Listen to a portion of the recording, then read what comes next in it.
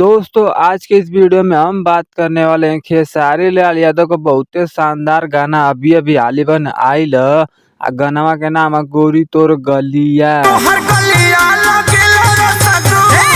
तो ये वीडियो में तो उनके मालूम चल जाइए गाना की पूरा बारे में कि गाना कैसन बा कैसन ना बा ना तो तोलन के बता दे। तो खेसारी भैया पीछे ही एगो हाल बने गाना के ना उमरिया के फर्क जौन की उ गाना बहुते ज्यादा डाउन में गल अब बहुत कम व्यूज आइल, बहुत पब्लिक के पसंद ना कैल, बहुत खराब गाना रहल।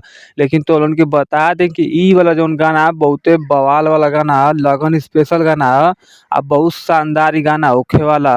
तोलन के सीधा सीधी बात बता दी मोटा मोटी की गाना में कैसन का दिखाल जाता तो उनके बता दें कि मतलब देख बता शादी बियाह वाला मतलब मौसम रहेला, मतलब शादी बियाह वाला मतलब समारोह रहेला।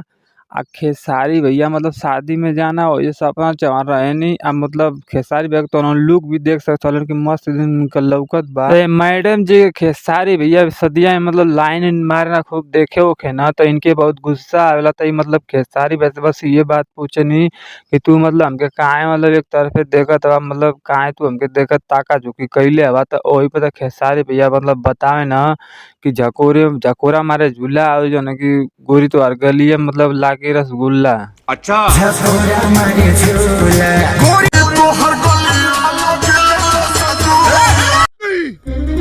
तो ये गाना सुनला के बाद भाई लोग ठीक ठाक तो लगत है, बहुते मस्त गाना है, बहुत खतरनाक गाना लगता है। खेसारी भैया गाना गा दिले हम उससे पहले तो उनके बता दें तो ये गाना चोरी कैल गाना मतलब ये देखबा तो प्रमोद भैया के जो नहीं गलवा ना मतलब झकोरा मारे झूनली वही गाना पे जो है खेसारी भैया मतलब चोरी कैले। खेसारी भैया ना चोरी कैले मतलब अखिलेश कश्यप गाना के लिखले हो तो उहे चोरी कैले हम देखबा तो जा तो खेसारी मतलब लाल यादव के उहे मतलब चोरी के गाना दे न देखबा अक्सर देखबा तो प्रमोद प्रेमी लाल यादव का गाना पहले के रहल वही पे जो है कि अपन तनी मनी फीट उट बैठा के या जो है कि खेसारी भैया से गवा के मतलब कि मोटा मोटी में मतलब गाना में चलावल गईल बहुते मस्त व्यूज मतलब उठावल गईल।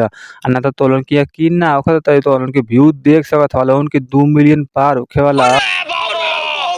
ना तो भैया ई गाना इतना मजेदार है ना खेसारी भैया मतलब कि खटिया बैठ के देखत कि पियानो बजावत हो मतलब गाना के या खूब मतलब शानदार प्रदर्शन देत हवा कि जाके भैया लोग ने गाना के सुना लो गोरी तोर गली या। चलिए आज अन्नपूर्णा से बहुत प्यारा सॉन्ग रिलीज हुआ है।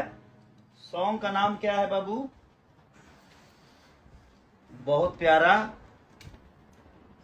गोरी तोर गलिया, गोरी तोर गलिया। तो हाँ भाई लोग गाना बहुते शानदार है तो ना सुले होता जाकर सुन सकत हो। गाना में मतलब फीमेल सिंगर के बारे में बता दें तो खुशी करी जो खेसारी लाल यादव के संग गईले ही गाना बहुते शानदार है। गाना जौन चैनल से अन्नपूर्णा फिल्म से गाना आइल जौन की बहुते शानदार रिकॉर्ड तोड़त है।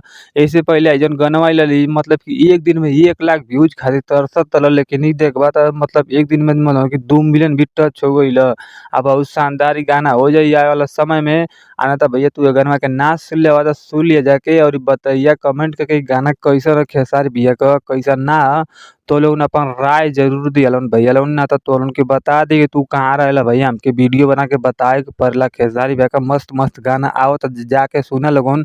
मिलत ही अगला कोनो वीडियो में सही टॉपिक पर बातचीत लेके ठीक बा।